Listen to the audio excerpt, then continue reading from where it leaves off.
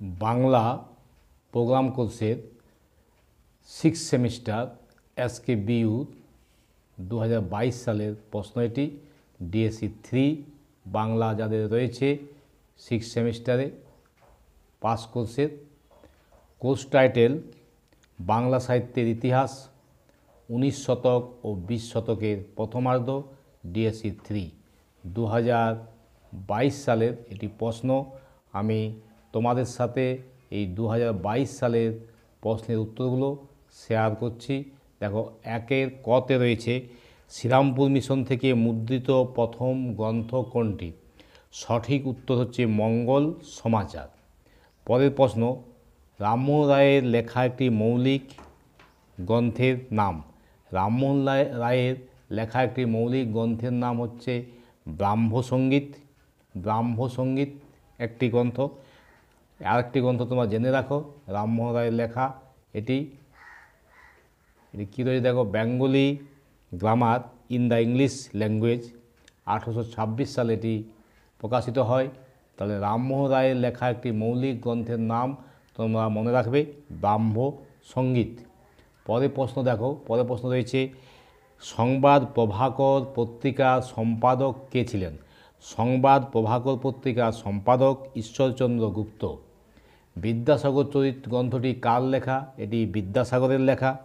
পরের প্রশ্ন, মাইকেল মধুসূদন দত্তের লেখা পত্রকাব্যটির নাম বীরাঙ্গনা। পরের প্রশ্ন, স্বপ্নপুরাণের রচয়িতা দ্বিজেন্দ্রনাথ ঠাকুর। পরের প্রশ্ন, বঙ্গদর্শন পত্রিকায় প্রকাশিত বঙ্কিমচন্দ্র চট্টোপাধ্যায়ের প্রথম উপন্যাস বিষবৃক্ষ। তারপরের প্রশ্ন দেখো, তারপরের প্রশ্ন রয়েছে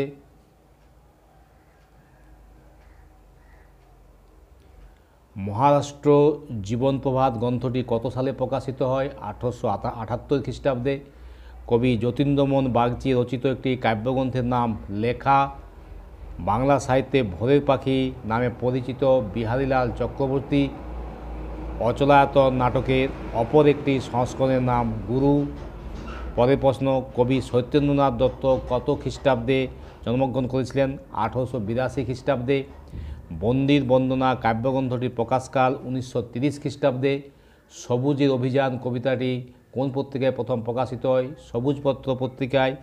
পরের প্রশ্ন, আলিবাবা নাটকের স্রষ্টা ক্ষীরোদ প্রসাদ বিদ্যা বিনোদ।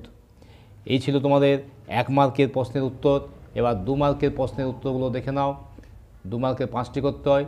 প্রথম প্রশ্ন রয়েছে দেখো, 2-এর কতে উইলিয়াম ক্যারি রচিত 2টি গ্রন্থের নাম। একটি গ্রন্থ হচ্ছে ইতিহাসমালা, আরেকটি কথোপকথন। ইতিহাসমালা, আরেকটি হচ্ছে কথোপকথন। এই 2টি গ্রন্থ হলো উইলিয়াম ক্যারির রচিত। পরের প্রশ্ন, বিদ্যাসাগর ঈশ্বরচন্দ্র বিদ্যাসাগর বাংলার ইতিহাস গ্রন্থটি কোন গ্রন্থের অনুবাদ? এটি হচ্ছে history of Bengal. History of Bengal গ্রন্থের অনুবাদ। আর মূল গ্রন্থটির লেখক হচ্ছে মার্শম্যান। মূল গ্রন্থের লেখক মার্শম্যান, আর এটি অনুবাদ হয়েছে হিস্টোরি অফ বেঙ্গল থেকে। পরের প্রশ্ন, 19 শতকের 2 জন মহিলা গীতিকবির নাম। 19 শতকের 2 জন মহিলা গীতিকবির নাম হলো কামিনী রায়, মানকুমারী বসু। পরের প্রশ্ন দেখো, গিরিশচন্দ্র ঘোষের লেখা 2টি পৌরাণিক নাটকের নাম অভিমন্যুবধ আর জনা। এই 2টি পৌরাণিক নাটক গিরিশচন্দ্র ঘোষের লেখা। পরের প্রশ্ন, টেকচাঁদ ঠাকুর কার ছদ্মনাম? টেকচাঁদ ঠাকুর প্যারীচাঁদ মিত্রের ছদ্মনাম। তার লেখা যে কোনো একটি গ্রন্থের নাম, তাহলে প্যারীচাঁদ মিত্রের লেখা একটি গ্রন্থের নাম আলালের ঘরের দুলাল। টেকচাঁদ ঠাকুর হচ্ছে প্যারীচাঁদ মিত্রের ছদ্মনাম, তার লেখা একটি গ্রন্থের নাম আলালের ঘরে দুলাল। পরের প্রশ্ন, রবীন্দ্রনাথ ঠাকুরের সমসাময়িক বাংলা সাহিত্যের 2 জন খ্যাতিমান কবির নাম। কাজী নজরুল ইসলাম, মোহিতলাল মজুমদার। কাজী নজরুল ইসলাম আর মোহিতলাল মজুমদার হচ্ছেন রবীন্দ্রনাথ ঠাকুরের সমসাময়িক বাংলা সাহিত্যের 2 জন খ্যাতিমান কবি। 2022 সালের প্রোগ্রাম কোর্সের বাংলা DSC 3 প্রশ্ন উত্তরগুলো নিয়ে আমি আলোচনা করছি। তোমরা 2 মার্কের প্রশ্ন দেখো। তারপর রয়েছে রক্তকরবী নাটকের প্রথম গানের প্রথম চরণ লেখো। রক্তকরবী নাটকের প্রথম গান হচ্ছে পোস্তরে ডাক দিয়েছে আয়রে চলে আয় আয় আয়। এটি হচ্ছে প্রথম চরণ। পরের প্রশ্ন, পদ্মা নদীর মাঝি ও ইছামতি উপন্যাস দুটি কে কে লিখেছেন? পদ্মা নদীর মাঝি লিখেছেন মানিক বন্দ্যোপাধ্যায়, ইছামতি উপন্যাসটি লিখেছেন বিভূতিভূষণ বন্দ্যোপাধ্যায়। এবার 10 মার্কের 5 মার্কের প্রশ্ন জেনে নাও। 5 মার্কের প্রশ্নগুলো উত্তরগুলো আমি দেখিয়ে দিচ্ছি, তোমরা সেগুলো স্ক্রিনশট করে রাখো। বাংলা গদ্যের বিকাশে ফোর্ট উইলিয়াম কলেজের অবদান সম্পর্কে আলোচনা করো। এটির উত্তর আমি দেখিয়ে দিচ্ছি, তোমরা দেখে নাও। 5 মার্কের বাংলা গদ্য বিকাশে ফোর্ট উইলিয়াম কলেজের অবদান, এটি হচ্ছে বাংলা গদ্য ভাষার বিকাশে ফোর্ট উইলিয়াম কলেজের কৃতিত্ব। উত্তরটি লিখবে এখানে, দেখো এই জায়গাটি লিখো, স্ক্রিনশট করে নেবে, খাতায় লিখে নেবে নোট করে। এবার এটি লিখো, ফোর্ট উইলিয়াম কলেজের অবদান, এখান থেকে এতদূর লিখো 5 মার্কের জন্য। আর কিছু উইলিয়াম কেরির গ্রন্থগুলো নাম দিয়ে দেবে। দায়িত্বভার নেওয়ার পর উইলিয়াম কেরি দুখানি গ্রন্থ রচনা করেছেন, একটা কথোপকথন, ইতিহাসমালা। এবার পরের প্রশ্নে যাচ্ছি। পরের প্রশ্ন রয়েছে, বাংলা গীতি কবিতার ধারায় বিহারীলাল চক্রবর্তীর কৃতিত্ব। বিহারীলাল চক্রবর্তীর কৃতিত্ব দেখে নাও এর উত্তরটি। বাংলা গীতি কবিতায় ধারায় বিহারীলাল চক্রবর্তীর কৃতিত্ব, এটি হলো বিহারীলাল চক্রবর্তীর কৃতিত্ব। দেখে নাও 5 মার্কের জন্য, এখান থেকে শুরু করো, লিখো। এবার তারপর দেখিয়ে দিচ্ছি, এইটি লিখে নাও, বিহারীলালের কৃতিত্ব। বিহারীলালের বৈশিষ্ট্য লিখবে, ব্যাস, এটি হলো বিহারীলালের কৃতিত্ব। পরের প্রশ্ন, ঐতিহাসিক নাটক রচনায় দ্বিজেন্দ্রলাল রায়ের কৃতিত্ব নিয়ে আলোচনা করো। দ্বিজেন্দ্রলাল রায়ের কৃতিত্ব দেখো, দ্বিজেন্দ্রলাল রায়ের কৃতিত্ব ঐতিহাসিক নাটকে নাও। দ্বিজেন্দ্রলাল রায় সম্পর্কে সংক্ষিপ্ত প্রবন্ধ, এটি হচ্ছে দ্বিজেন্দ্রলাল রায়ের কৃতিত্ব। এটাও স্ক্রিনশট করে নাও, এটি লিখলে তারপর লিখবে ঐতিহাসিক নাটক। এই ঐতিহাসিক নাটকে দ্বিজেন্দ্রলাল রায়ের কৃতিত্ব।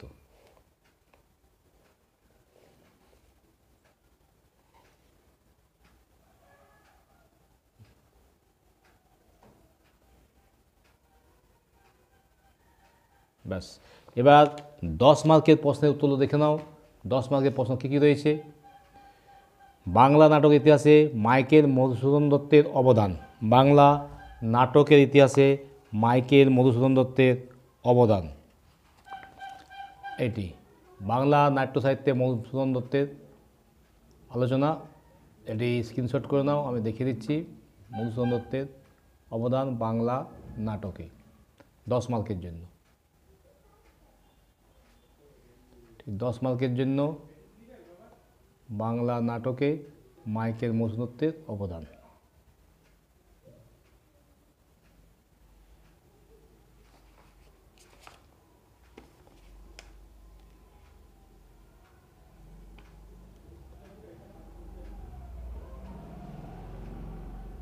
ব্যাস, এবার পরের প্রশ্ন আসছি। পরের প্রশ্ন রয়েছে জীবনানন্দ দাশের কাব্য প্রতিভা। জীবনানন্দ দাশের কাব্য প্রতিভা, জীবনানন্দ দাশের কাব্য প্রতিভা দেখে নাও। জীবনানন্দ দাশের অবদান, এটি জীবনানন্দ দাশের কাব্য প্রতিভা, 10 মার্কের জন্য। তোমরা এটি স্ক্রিনশট করে নাও, জীবনানন্দ দাশের কাব্য প্রতিভা।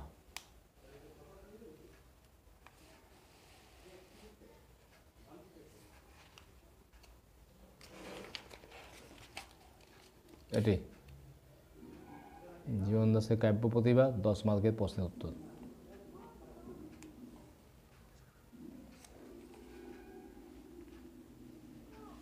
দশ মার্কের জন্য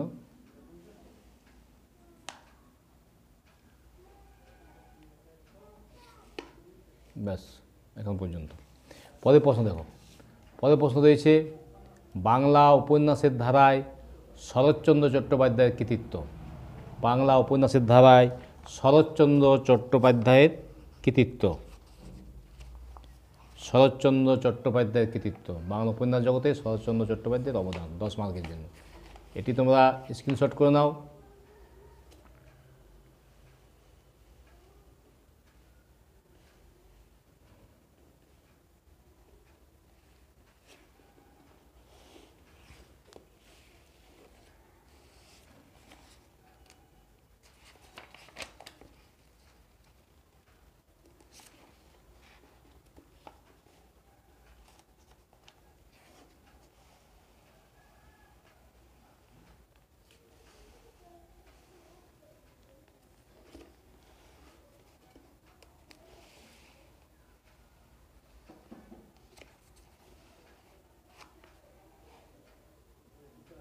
হয়ে গেল। এই ছিল 2022 সালের প্রশ্ন প্রোগ্রাম কোর্সের, যাদের বাংলা পাস কোর্সে ডিএসসি 3 রয়েছে 6 সেমিস্টারে। কোর্স টাইটেল বাংলা সাহিত্যের ইতিহাস 19 শতক 20 শতকের প্রথমার্ধ, ডিএসসি 3। তাদের 2022 সালের প্রশ্নের উত্তরগুলো আমি তোমাদের সাথে শেয়ার করলাম। তোমরা উত্তরগুলো তৈরি করো। আমার ভিডিওটি যদি ভালো লেগে থাকে ভিডিওটি লাইক করো। চ্যানেলটি যারা এখনও সাবস্ক্রাইব করোনি চ্যানেলটি সাবস্ক্রাইব করো। বন্ধুদের মধ্যে ভিডিওটি শেয়ার করো যাতে সকলে উপকৃত হয়। আমি তোমাদের শীঘ্রই পরবর্তী প্রশ্নগুলো, বিভিন্ন সালের প্রশ্নগুলো 6 সেমিস্টারের উত্তর সহ নিয়ে আসবো, বাংলা অনার্সের, বাংলা পাসের ও অন্যান্য বিষয়ের। তোমরা চ্যানেলের সাথে থাকো।